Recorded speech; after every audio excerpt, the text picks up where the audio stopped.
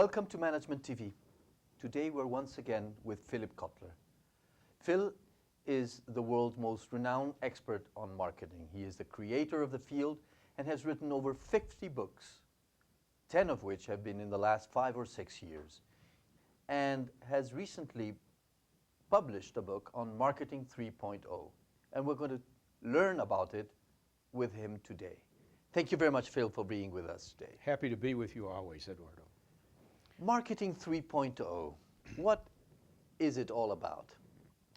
Well, let me give you a preview. Yes. It turns out that I believe most companies are in Marketing 1.0, which I will explain. A small percentage are in 2.0, and a few now are in 3.0. And by the way, no company should jump from being 1.0 to 3.0. They better crawl before they get to that stage if they want to get to that stage. A Marketing 1.0 company is doing the job, a good job. They are being efficient and profitable, making something for a lot of people. However, some companies have decided to learn more about who they're selling to. Okay. They move from just making and selling a good product to understanding their customers with big databases and watching movements in their customer fans and so on. And that is 2.0. And 3.0 goes further than that. 2.0, if you were to describe it with one word or one concept, what is Marketing 1.0? Well, 1.0 is appealing to the customer's mind wherever you can find customers. Okay. And 2.0 is appealing to the customer's heart by knowing a lot about the customer and trying to get closer to serving the customer. Okay. And now, yes, Marketing 3.0? And Marketing 3.0 is about knowing the customer is more than a person simply interested in a product that you're providing, but is a person who has concerns. Because the world is kind of getting more and more unstable. There's the question of, will the planet run out of resources? There's the question of poverty, water shortage. And so it's a context for a company saying, we care too. Mm-hmm. We not only want to sell what you want in the best form possible, but we would like to make sure that we understand the world you're living in, and we're trying to make a difference and also make a better world. That's 3.0. In one word would be? Caring about the planet and the world. Okay. Let's try to define the basic marketing concepts and apply them to Marketing 1.0, 2.0, or 3.0. Sure. For example, positioning. What is positioning? Well, positioning is letting your target customers know how you will differ from the other competitors in offering points of difference and not only points of parity. We use those terms. Most companies have to at least do the same thing the other companies are doing. Then they're on par with that. But you take a company like Starbucks, they're not only make sure that the coffee is fresh and that and it delivers what coffee should deliver, but they add much more. They're positioned as giving a finer coffee, more types of coffee, and a whole experience in a place where you're going to enjoy the moment of coffee. That's positioning. Segmentation. Segmentation is the recognition you can't serve everyone with equal satisfaction. I'll give you an example of that. McDonald's believes in a thing they call brand journalism. That is, they stand for this idea of QSCV. Let me explain. Their formula is always quality, service, cleanliness, and value. QSCV. But you know, what they should really emphasize differs from whether they're trying to reach the teenager, they're trying to reach the mother of children, the senior citizen. And so within the QSCV, they have a different but consistent message with the QSCV for each segment of the market.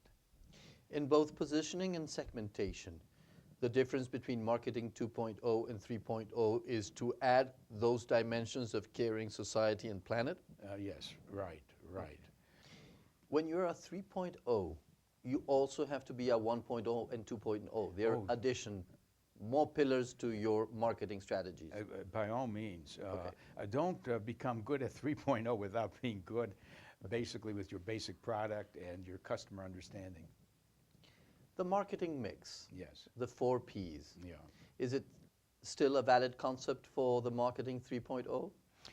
It is definitely still the basis of any brand plan, but there's one addition now called co-creation that was missing. Namely, the 4 Ps is what the company does on its own to set the product, features, the price, the place or distribution, and also the promotion.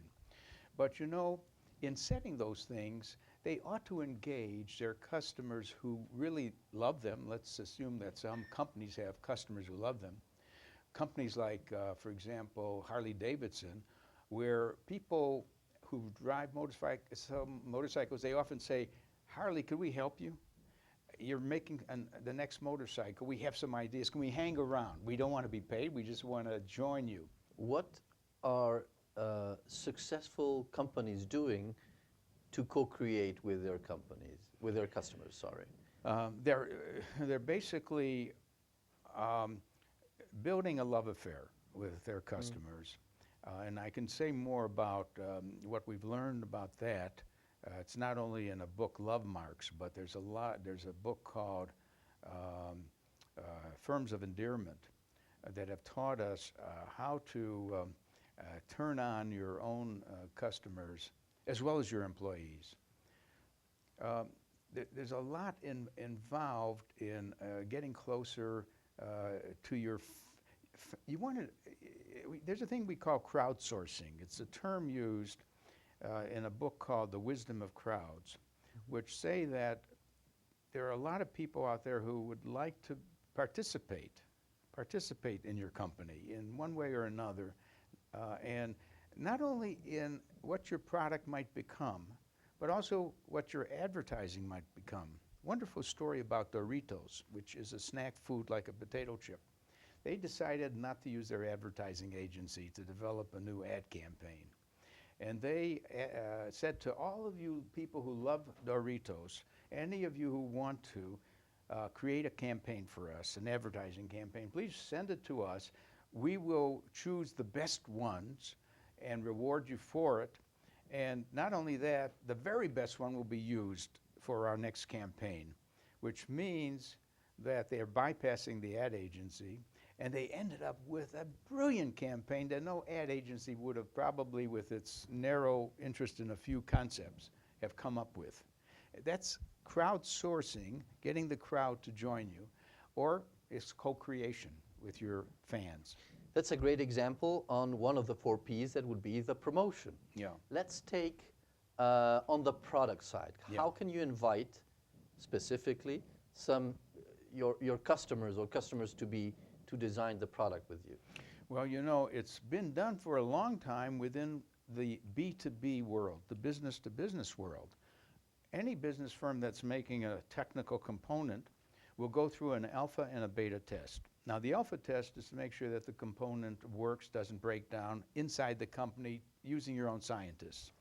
But then they select a subset of customers with whom they have a good relation, and they ask them to try the product and to suggest any improvements before they do a launch of the final product.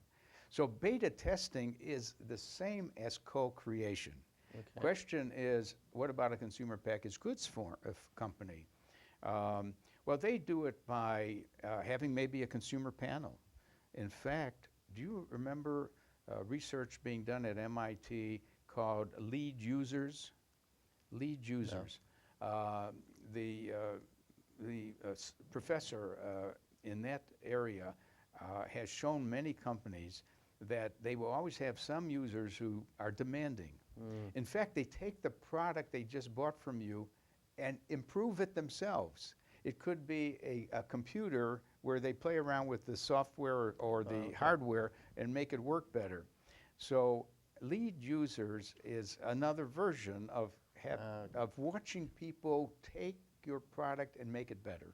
Let's see co-creation with price. Yeah. Is that possible, or that's too risky? How can customers help you set the appropriate price? Well, you know, it's done in the following way, which most companies can't do it that way. When you say as a restaurant, and this has happened, come in, order what you want, and then pay whatever you want. That is to say, and a movie theater could do it. Mm-hmm. Movie theater can say, just come in, watch the movie, and just leave whatever you thought the movie was worth. Okay. It hasn't spread, but it is a way of saying, let the customer be the judge of the value of the product. And finally, if we go to the 4 Ps with co-creation, would be place, distribution. How can customers help you co-create your distribution channels? Well, it isn't the final customers there, it is the distribution channels that are your customers at the intermediate level. Yes. And do you know, many of the middlemen have been actually reshaping the product. The history of Walmart is telling a toy manufacturer their box or their package is too big for the shelf, and almost giving the design for a better box or package, or actually saying we won't accept it at that size, go back and so on. So I would say that is co-creation with your distribution system.